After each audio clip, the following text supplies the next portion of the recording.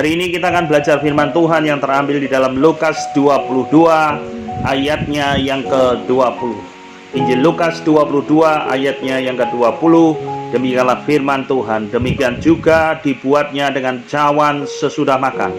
Ia berkata, cawan ini adalah perjanjian baru oleh darahku yang ditumpahkan bagi kamu.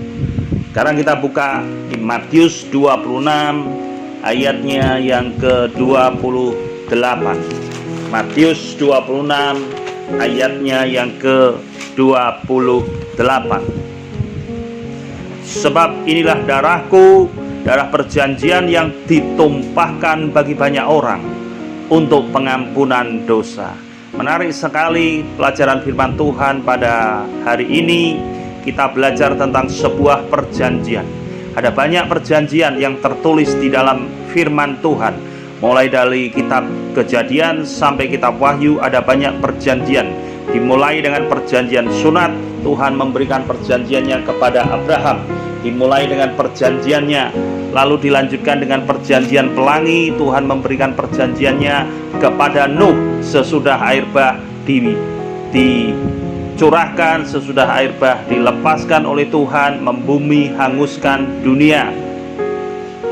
Ada perjanjian garam juga, lalu juga ada perjanjian tentang sesama dengan sesama. Ada banyak perjanjian yang kita boleh dapatkan di dalam kebenaran firman Tuhan. Tapi hari ini kita belajar tentang satu perjanjian, yaitu perjanjian baru. Lukas 22 ayat yang ke-20 berkata demikian. Lukas 22 ayat ke-20 berkata, demikian juga dibuatnya dengan cawan sesudah makan.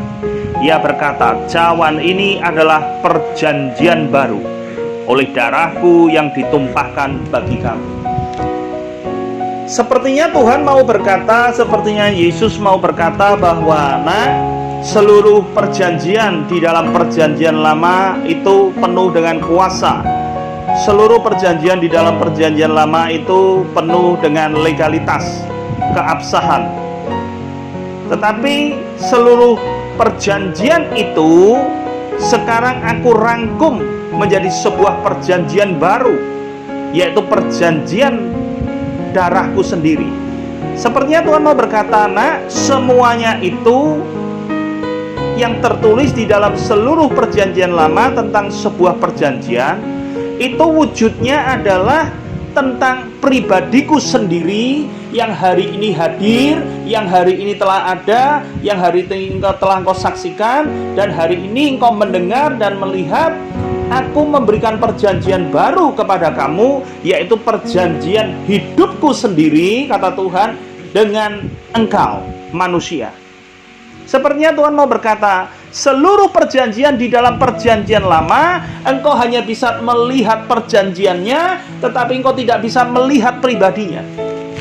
Seluruh perjanjian di dalam perjanjian lama, engkau hanya mengerti isinya tanpa engkau bisa mengenal pribadinya. Tapi hari ini aku memberi perjanjian baru kepadamu. Engkau bukan hanya bisa melihat isinya, engkau bukan hanya bisa mengerti, bisa tahu akan isi perjanjian itu, tapi hari ini aku berjalan bersama dengan kamu. Akulah pribadi yang mempunyai seluruh perjanjian itu, dan akulah sendiri sang pemberi janji itu hadir berjalan bersama dengan kamu. Sepertinya Tuhan mau berkata, sejak aku hadir bersama dengan kamu, sejak engkau bersama dengan aku, engkau akan melihat seluruh perjanjian itu ada di dalam hidupku, ada di dalam diriku, dan itu tinggal bersama dengan kamu, berjalan bersama dengan kamu.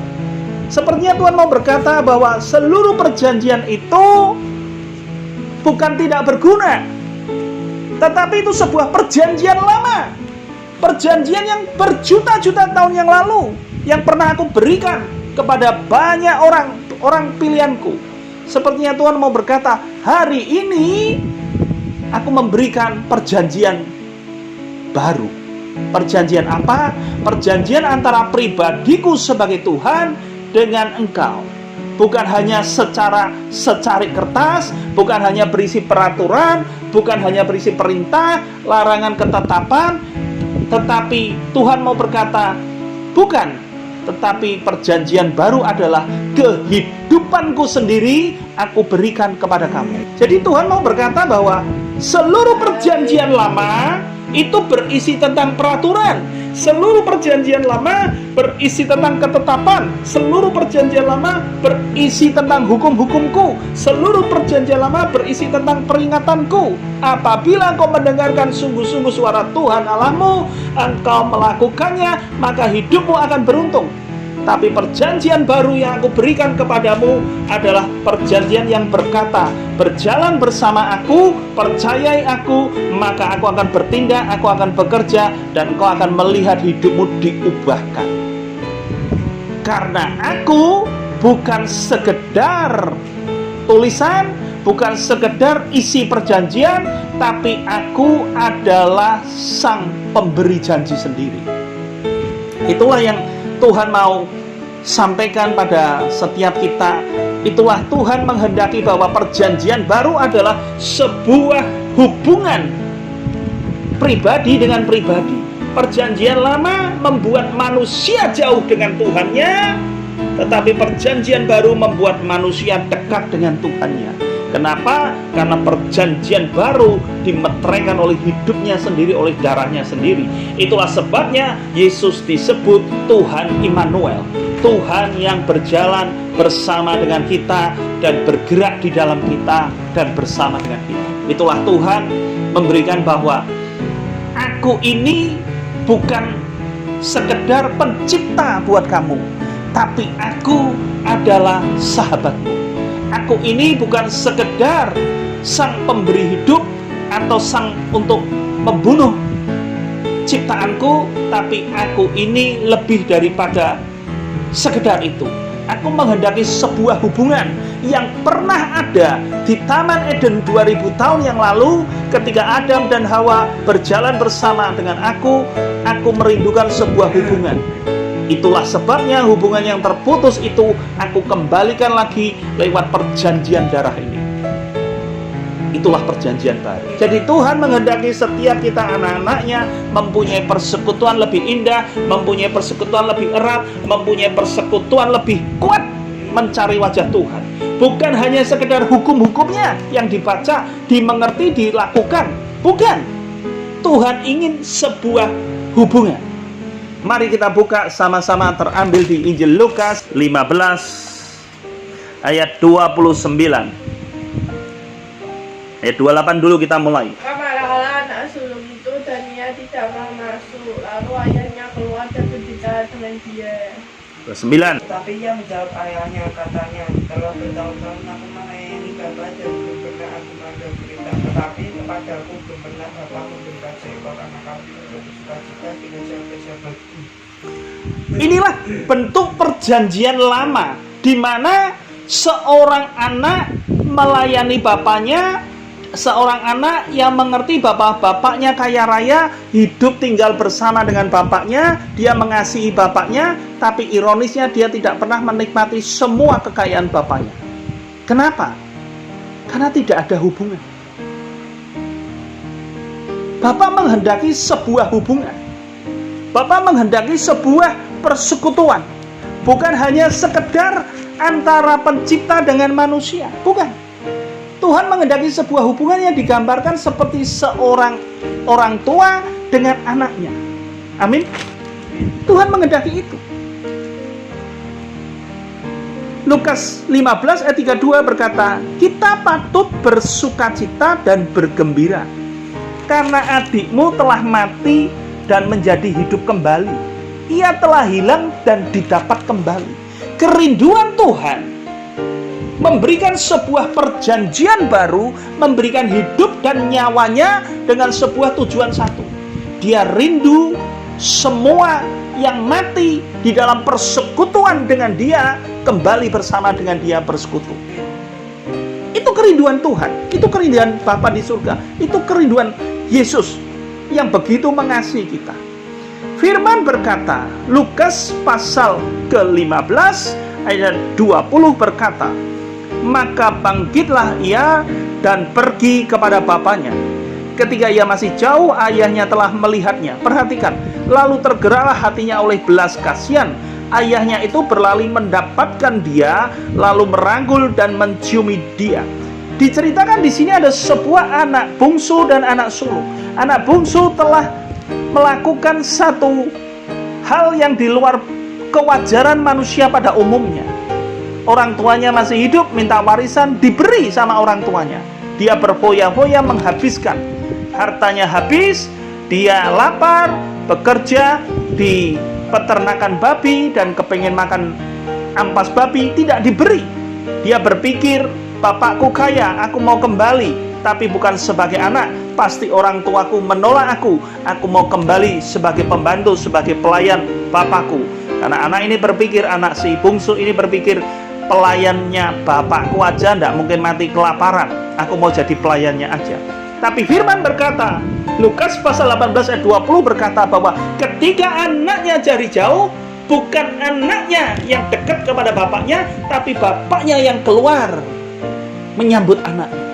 Itulah sebuah perjanjian baru di mana hati bapak itu rindu untuk dekat dengan anak-anaknya, rindu untuk bersama dengan anak-anaknya.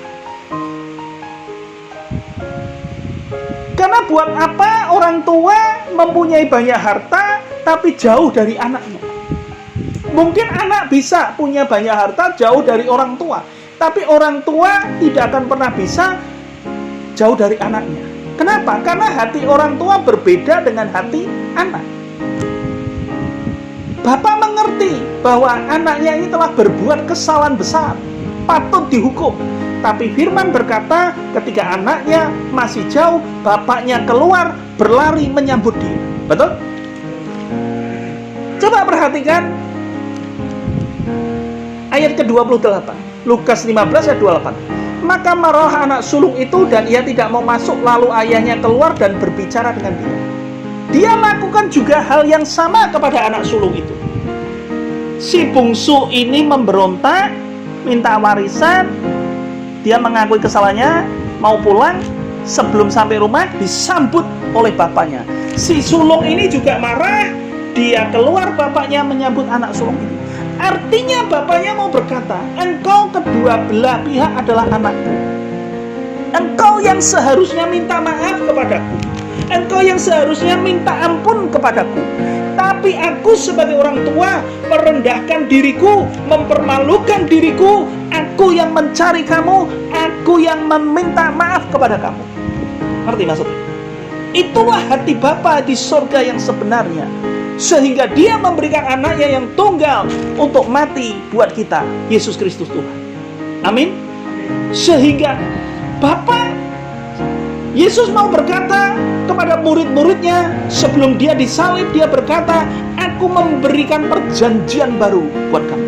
Bukan kamu yang mencari aku, bukan kamu yang minta ampun kepadaku, tapi aku yang sudah mengampuni kamu. Amin. Itulah hati Tuhan. Di dalam hati Bapa, di dalam hati Yesus hanya ada satu kerinduan. Kenapa dia mati buat setiap orang berdosa dengan sebuah tujuan bahwa manusia harus kembali kepada Bapa. Dan itu tidak mungkin bisa dilakukan manusia kecuali Bapa yang menyambut manusia, digambarkan seperti anak bungsu yang disambut oleh bapaknya dan anak sulung yang disambut bapaknya. Bapaknya tidak berdosa, bapaknya tidak berbuat salah, tapi bapaknya yang menyambut mereka, yang memaafkan mereka, yang mengampuni mereka, dan yang menenangkan hati mereka, dan yang mau menerima kembali anak-anaknya. Amin.